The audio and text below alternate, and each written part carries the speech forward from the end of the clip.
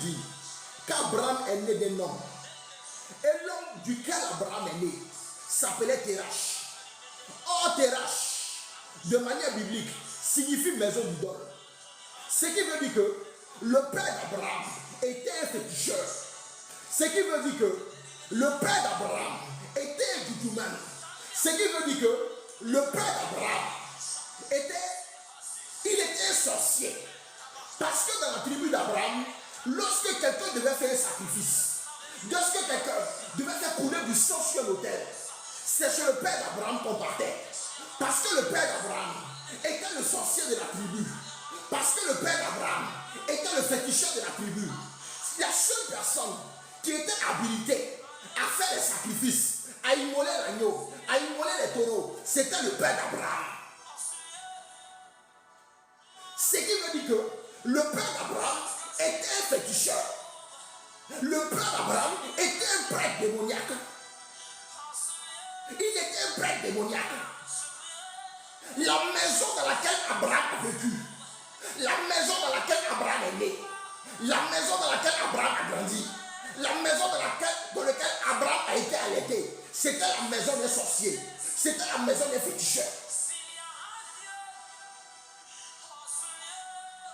Or, sachez une chose, lorsqu'une personne bâtit un hôtel pour une divinité, lorsqu'une personne commence à tisser alliance avec des démons, avec des esprits démoniaques, l'alliance que cette personne a fait ne l'engage pas lui seulement, mais cette alliance-là engage aussi ses enfants, engage aussi sa descendance.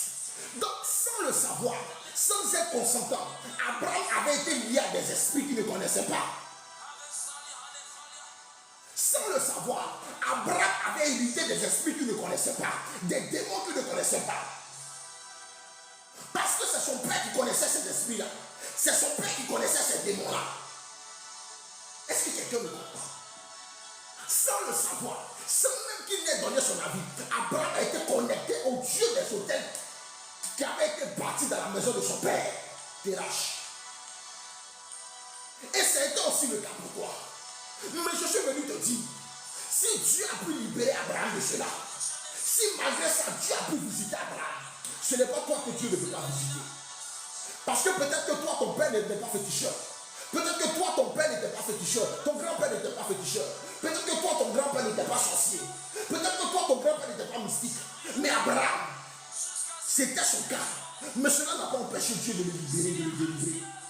Alors si Dieu a fait cela pour Abraham, ce n'est pas pour toi que mon Dieu ne peut pas faire ça. Est-ce que quelqu'un me comprend? Si mon Dieu l'a fait pour Abraham, alors ce n'est pas pour toi que Dieu ne peut pas le faire. Abraham a grandi dans la maison d'un mystique. En fait, je te dis ça pour que tu comprennes quelque chose. Tout à l'heure, je te dis, avant de rentrer dans un combat, il faut connaître qui est l'adversaire. Et il faut connaître les forces et les faiblesses de l'adversaire. Parce que ce sont les faiblesses de l'adversaire qu'on utilise. Parce que ce sont les adversaires, ce sont les carences de l'adversaire qu'on utilise pour le faire tomber.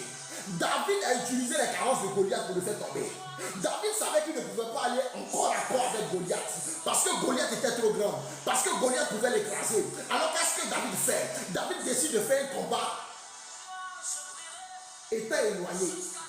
Parce qu'il sait que s'il va au corps à corps avec Goliath, c'est fini pour lui. Est-ce que tu comprends? Est-ce que tu comprends? Jusqu'à présent, nous sommes à 5 personnes. Je veux plus de personnes pour le dire. Tu vas comprendre. Donc le père d'Abraham qui s'appelait Terach, c'était un sorcier, c'était un mystique. Donc sans le savoir, Abraham avait été connecté à ces démons, à ces esprits que son père adorait. Parce que, écoute-moi bien, quand tu as poupé un sorcier, lorsque tu as poupé un mystique, lorsque tu as poupé un féticheur, de quoi est-ce que les enfants du féticheur se nourrissent? De quoi est-ce que les enfants du sorcier se nourrissent? De quoi est-ce que les enfants du mystique se nourrissent? Ils se nourrissent des holocaustes.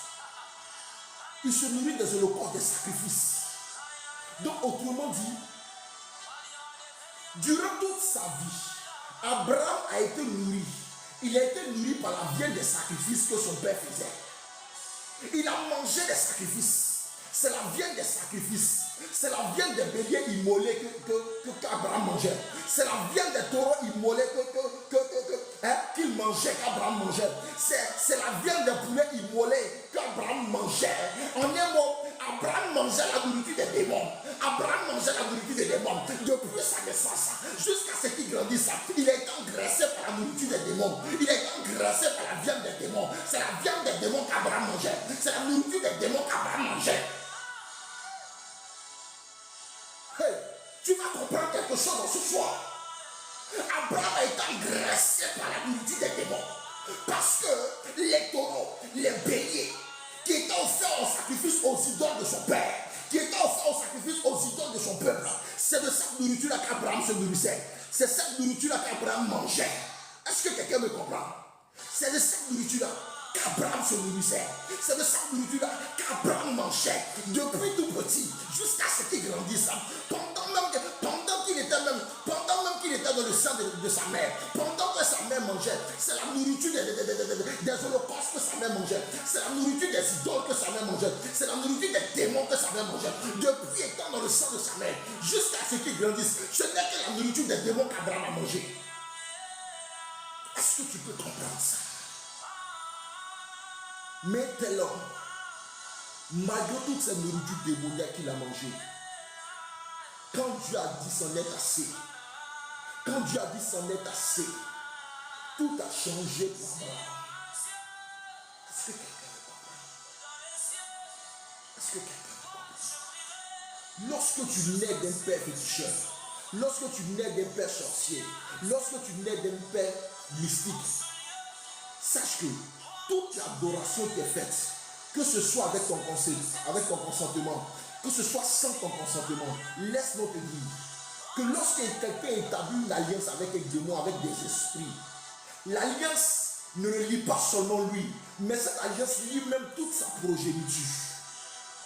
Donc si ton père avait commencé à adorer des démons, si ton père avait commencé à adorer des esprits, avant même que tu le naisses, ne dis pas je n'étais pas là, ne dis pas je n'ai pas donné mon ok, ne dis pas je n'étais pas consentant, même malgré le fait que tu sois dans le sang de ta mère, malgré le fait que tes parents même ne t'avaient pas même en projet, laisse-moi te dire, tu as été déjà lié à cet esprit-là, à ce démon-là, et ton père te l'a remis en héritage. Quand c'est comme ça, tu reçois cet esprit en héritage.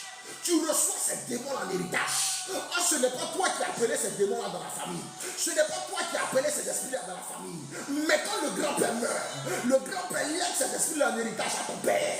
Il lègue cet esprit-là, il lègue ces démons en héritage à ton père. Quand ton père meurt, ton père aussi te les lègue en héritage. Est-ce que vous comprenez? Il te les lègue en héritage. Voilà pourquoi vous pouvez voir des familles où le grand-père est mort du cancer. Et quand le grand-père est mort du cancer, le fils a été atteint du cancer, il est mort du cancer.